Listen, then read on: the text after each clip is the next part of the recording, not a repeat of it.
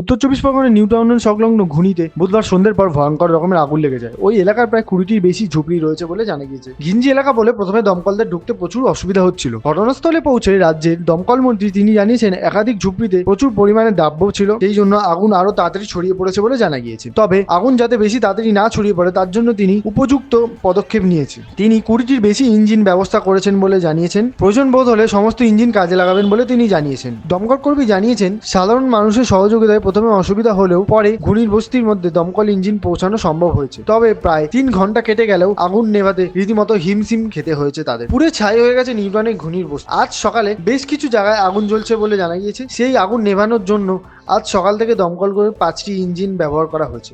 গতকাল দমকলে 20 থেকে 25টি ইঞ্জিন যুদ্ধকালীন তৎপরতায় কাজে লাগানো হয়েছে বলে জানা গিয়েছে এবং কিছুটা কুলিং ডাউন প্রসেসের মাধ্যমে দমকলে 5টি ইঞ্জিন কাজ করেছে। স্থানীয়রা যেমনটা বলছেন গতকাল সন্ধ্যে 6:30 নাগাদ এখানে আগুন লাগে। এখান থেকে আগুন ছড়িয়ে পড়ে ঝুপড়িগুলোতে। শুষ্ক আবহাওয়ার কারণে আগুন দ্রুত ছড়িয়ে পড়ে। আজ সকালবেলার ছবিটি হলো যত দূর দেখা যাচ্ছে কালো ধোঁয়া।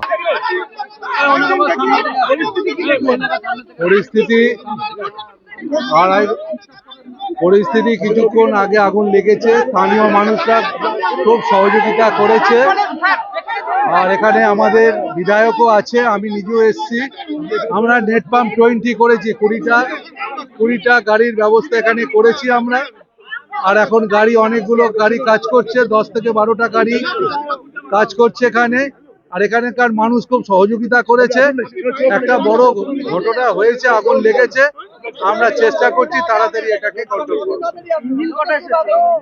এখনো পর্যন্ত 10 থেকে 12টার মতো ইঞ্জিন এসছে। আমরা নেট পাম্প 20 করেছি, 10 থেকে 12টা গাড়ি এখানে এসছে। এখানকার মানুষরা খুব সহযোগিতা করেছে আর আমাদের কাজ চলছে। ঠিক আছে, দেখুন এত দূর আসতে গেলে একটু তো সমস্যা হয়, কিন্তু স্থানীয় মানুষরা অনেক সহযোগিতা করেছে। আর প্রত্যেক জায়গায় স্থানীয় মানুষরা সহযোগিতা করে। আগুন লাগার খবর পাওয়ার সাথে সাথেই আমাকে কন্ট্রোল থেকে ফোন করে, আমি নিজে আসি। এখানে বিধায়ক স্থানীয় তার সঙ্গে যোগাযোগ থাকে, তিনি নিজে এসছেন। এখানকার সমস্ত প্রধান থেকে শুরু করে স্থানীয় মানুষ সবাই এখানে আছে। একটা পরিস্থিতি হয়েছে, অনেক প্লাস্টিক আছে, দাহ্য পদার্থ আছে।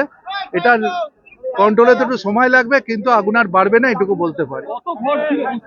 না, ঘর বলছে ওরা, যেটা বলছে দেখুন আমি তো নিজে দেখিনি, শুনেছি 20-25টা কি 30টা ঘর হতে পারে, কিন্তু প্রচুর প্লাস্টিক এখানে ছিল মজুদ, সেটা জ্বলছে, কমে যাবে। ঠিক আছে।